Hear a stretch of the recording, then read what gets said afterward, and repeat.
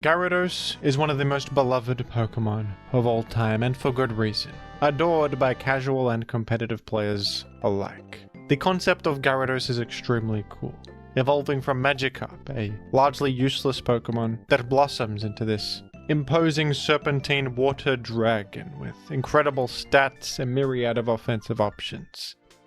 Gyarados is a reward for sticking it out with your Magikarp, leveling it up to the point where it achieves its maximum potential. It is a reminder to not judge a book by its cover. And the magic and wonder of Gyarados is absolutely iconic. In the competitive world, Gyarados is no slouch. It has had some incredible peaks, but it has also had struggles. In the earlier generations, Gyarados was surprisingly underwhelming competitively. And in the more recent generations, Gyarados feels like it's being outclassed by a lot of the new stuff that's coming out. Gyarados is struggling to keep up with the all-new child prodigies and paradox Pokemon and what have you. Why don't we take a look at Gyarados and its roller coaster of a career? The humble beginnings, the incredible peaks, and the unfortunate drop-off in recent years. So let's start from the beginning. The Generation 1 Pokemon games where Gyarados first debuted. Despite its imposing appearance and excellent-looking stats and move pool on the surface, Gyarados is an awkward Pokemon in Gen 1. Gyarados has a water-flying typing, which has its advantages. Ground immunity certainly comes in handy all the time. That's one of the things that makes Gyarados stand out. But Gyarados is unfortunately ×4 weak to electric-type attacks, and electric is one of the most common attacking types in Gen 1. Pokemon like Chansey, Zapdos, Gengar, even Starmie all commonly carry Thunderbolt, and that is terrible news for Gyarados. Gyarados doesn't have any of its iconic options yet. There's no physical special split, so there's no physical water type attacks to use. Your best bet for a physical attack is Body Slam, a great attack, but there's no stab boost on it, and it's often not even dealing that much damage to the targets usually vulnerable to physical hits, such as Chansey. There's also Hyper Beam, but that comes with an opportunity cost of having to recharge if you don't one-hit KO the enemy with it.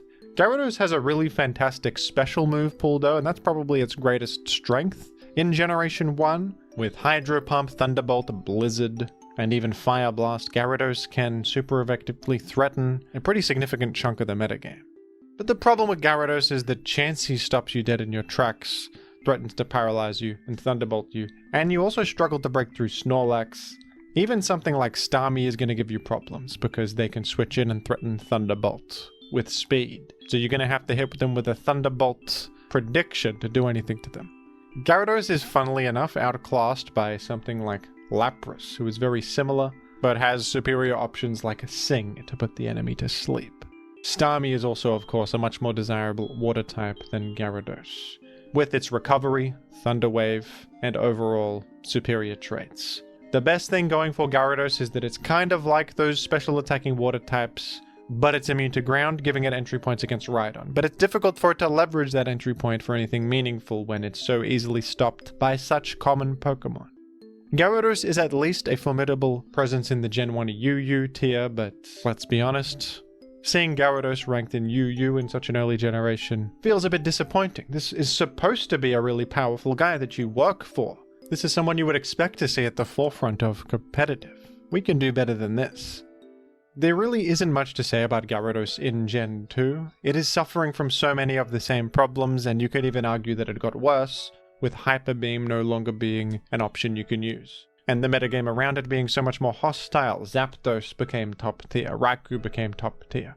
More things have electric coverage, and Gyarados does nothing to rest talk Snorlax. Gen 2 might be Gyarados' roughest game. Gen 3 is where Gyarados finally became somebody.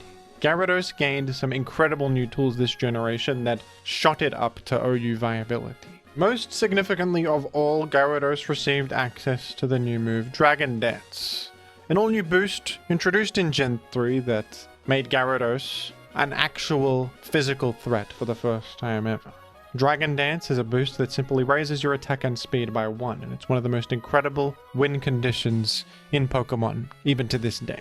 With Flying Stab in the form of Hidden Power Flying, the incredible complementary move of Earthquake, which is what any physical threat is dreaming of, and Double Edge as a decent filler option in the 4th slot. Gyarados is very much a viable Dragon Dance Pokemon. It even has the ability Intimidate, which is a fantastic ability, lowering the enemy's attack by 1 on switch in. Intimidate is an ability that has stood the test of time. Still excellent in the modern day as well. Now, Gyarados does have some significant competition in this role of Dragon Dance Sweeper from fellow Dragon Dance flying type, Salamence. Salamence is extremely similar to Gyarados. It is a Dragon flying type instead, but its stats are even better, and Salamence also has access to more physical options.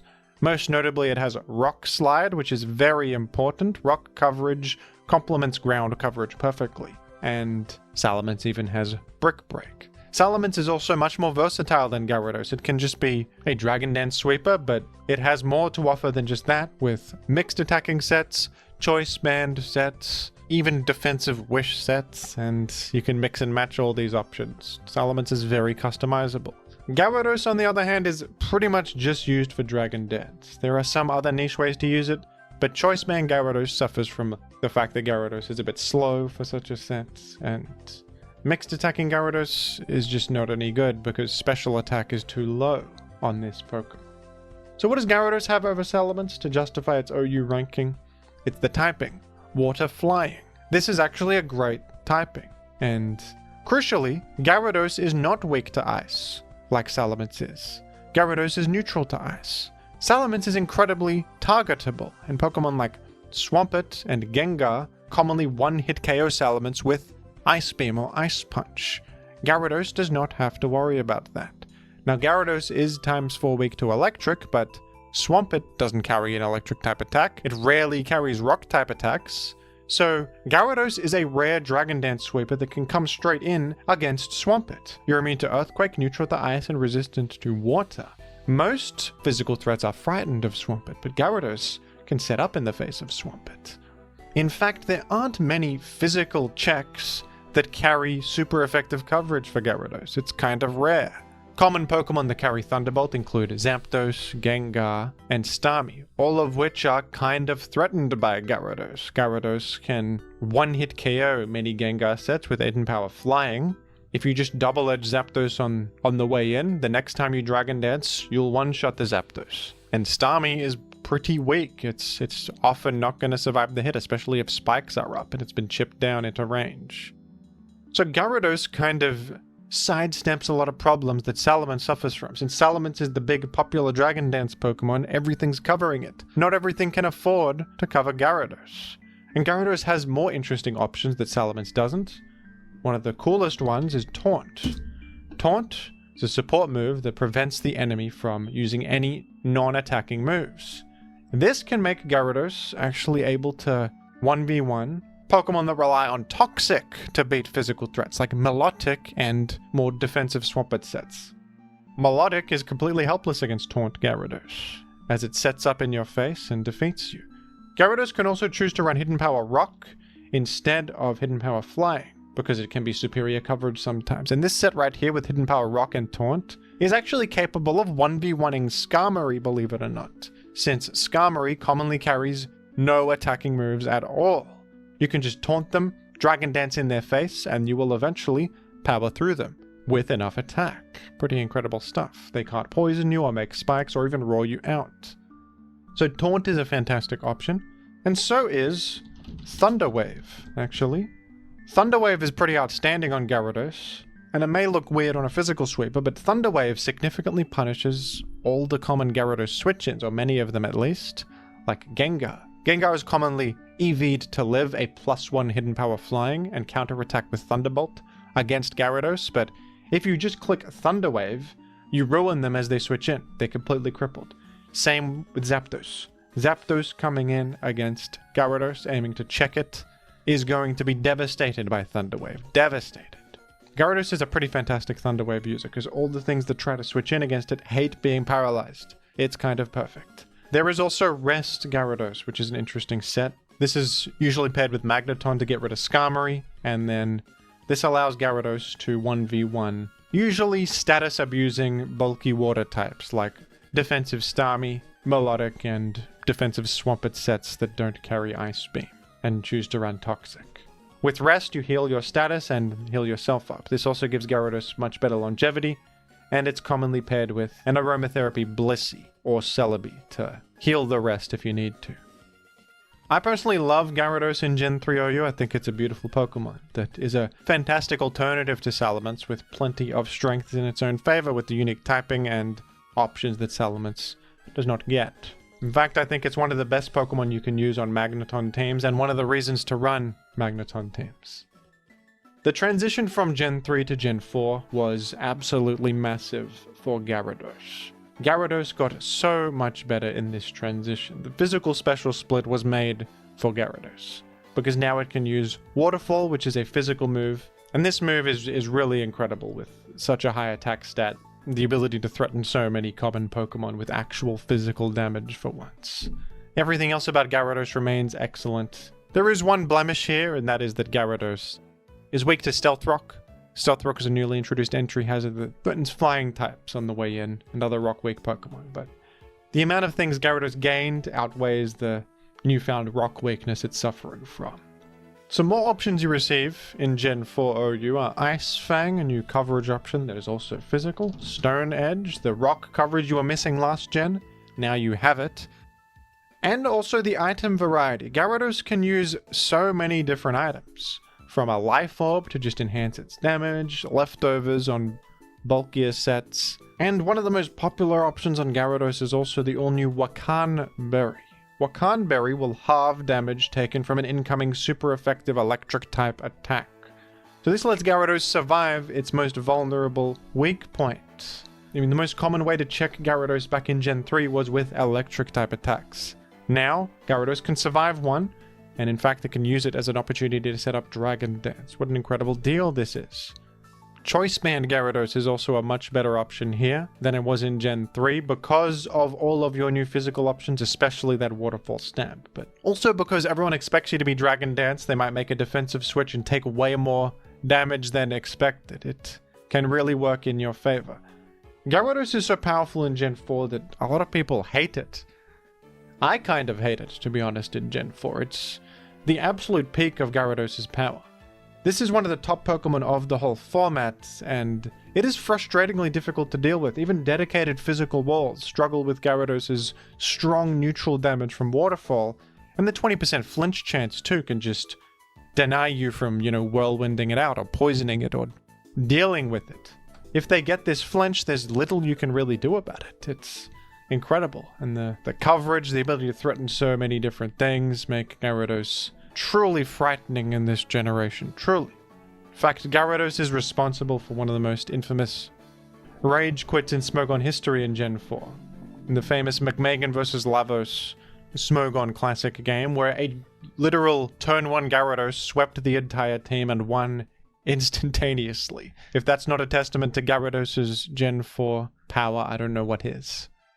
In Generation 5 OU, Gyarados maintains OU status. Still a great Pokemon.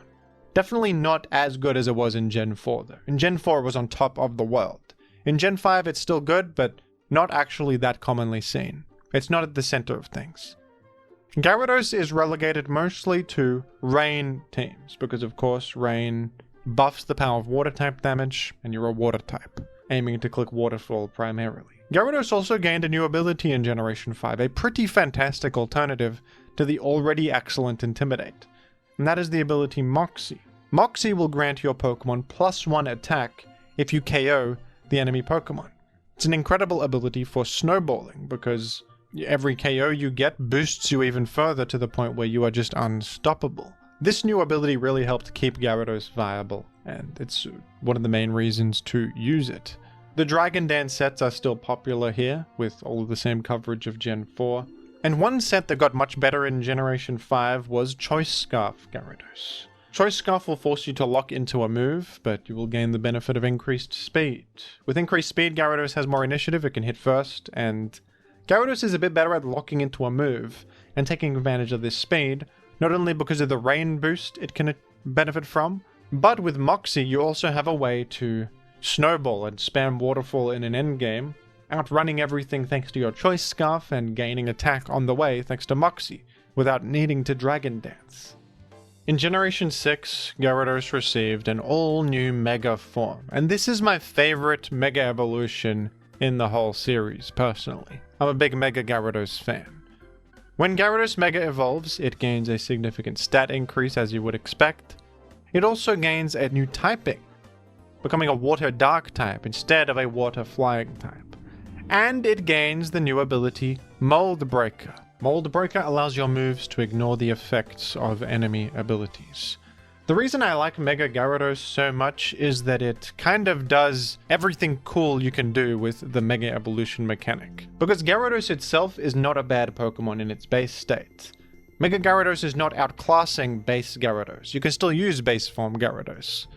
I like that it's more of a side grade than a direct upgrade like some other Mega Evolutions are.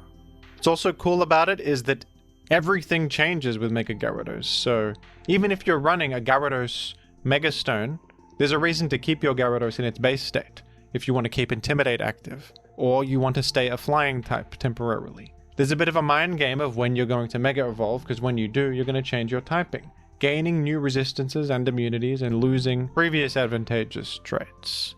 I like the gameplay that creates. I think it's really fun to use and to play with, and it creates fun situations. I also just like using Mega Gyarados as its own Pokemon because it's a Mold Breaker guy that can Dragon Dance up. That means it is a rare boost sweeper that can power through unaware Pokemon like Quagsire and Clefable. Unaware is a powerful stall tool that ignores boost sweepers completely, ignoring all boosts, but if you have Mold Breaker you can ignore Unaware, making this a fantastic stall breaker. Mega Gyarados is ranked UUBL in Gen 6, but this seems to be a rather outdated ranking from back when Gen 6 is current, because on the recent viability rankings for Gen 6, Gyarados Mega finds itself in the A- rank, alongside staples like Ferrothorn, Landorus, Therian, and Heatran.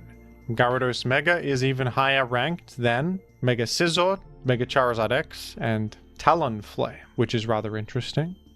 This can be a tough Pokemon to use since in its base state it is weak to rocks. It is also under fire from a lot of common stuff when it Mega Evolves, but this is a powerful enough win condition with enough going for it to be a relevant presence in the Gen 6 OU metagame, and a respectable one at that. In Gen 7, Gyarados was also given a bit more of a reason to use its base form with the introduction of Z moves. Because Gyarados, with Flynium Z, can take advantage of the option Bounce, which it actually gains from Magikarp's moveset. Bounce is a pretty bad flying type attack. It operates much like the move Fly, where on the first turn you bounce up into the sky, and on the second turn you strike. This is a bad move because it's completely telegraphed. You can simply switch to a flying resistance as soon as you know that the bounce is about to hit. But unfortunately this is Gyarados' only flying type physical attack that it has. Sometimes in past generations you would use Bounce just because there's no other option. But thanks to the Z Stone, the Flynium Z, you can turn Bounce into a powerful Z attack.